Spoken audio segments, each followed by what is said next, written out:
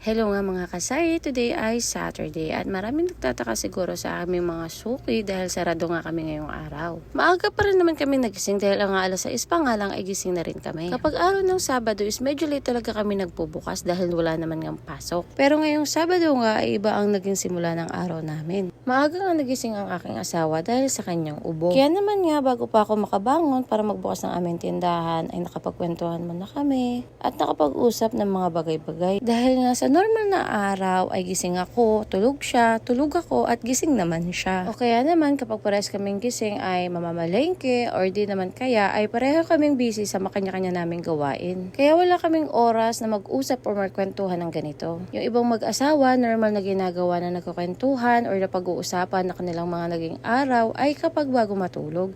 Pero dahil hindi nga kami sabay nakakatulog ay wala na kaming oras para makapag-usap ng mga ganitong bagay. O kamustahin ang bawat isa kung anong nangyari at kamustahin kapag ganitong hindi maganda ang kanyang pakiramdam dahil sa kanyang ubo. At pagkatapos nga namin makapag-usap ng mga ilang bagay-bagay ay ayan, nagkape na nga kaming dalawa. At napag-usapan na rin namin na hindi na nga muna kami magbubukas ngayong araw. Ito na nga ang pinaka-day off namin. Magpapahinga nga lang kami ngayong araw at magre-relax dahil talaga namang ang aming katawang lupa ay talagang pagod na pagod na. Kahit naman nga ilang oras pa kami makatulog ay talagang kulang pa rin ang aming pahinga. Hindi na nga muna kami nang hinayang at nagdalawang isip na magsara ngayong araw at magpahinga. Kaya naman ilang oras ng aming tulog ay nag-decide nga rin kaming umalis ngayong araw. Para naman kahit paano ay maitreat namin at maigalan namin ang dalawang bata. Dahil napakadalang talaga namin mailabas or matreat ang dalawang bata dahil sa kabisihan namin dito sa aming munting tindahan. May mga times talaga na nag-aaya tong dalawang bata na lumabas nga kami dahil siguro nauumay na sila sa loob ng bahay at sa mga gawain sa araw-araw.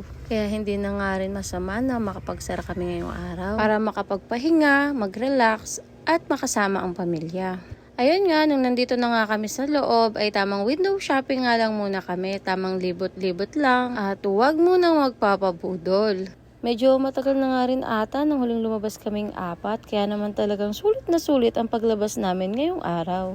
Dito nga ay hindi agad kami nakapag-decide kung saan nga kami kakain. Kaya lumibot muna kami hanggang sa makapag-decide nga kami kung saan kami kakain. Ito na nga ang napili ng aking asawa na dito nga kami kumain dahil ito nga ay wala sa SM na malapit sa amin. At syempre bago nga kumain ay hindi mawawala ang picture-picture. Nakapag-order nga lang kami nito before dahil wala nga ito sa SM na malapit sa amin. At nasarapan nga talaga kami dito. Pero first time nga namin makapag-dine in at nalaman ko nga na only rice din pala ito.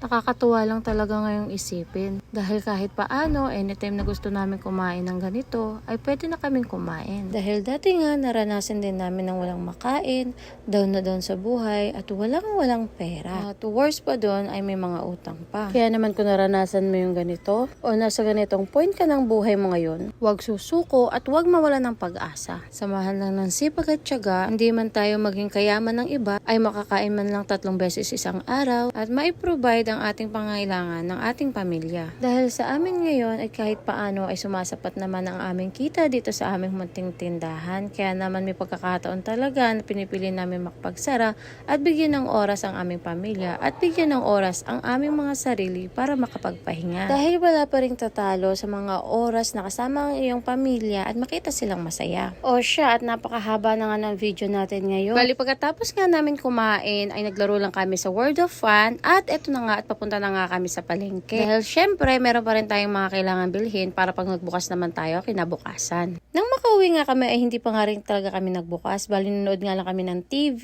natulog, kumain, at nanood ulit ng TV.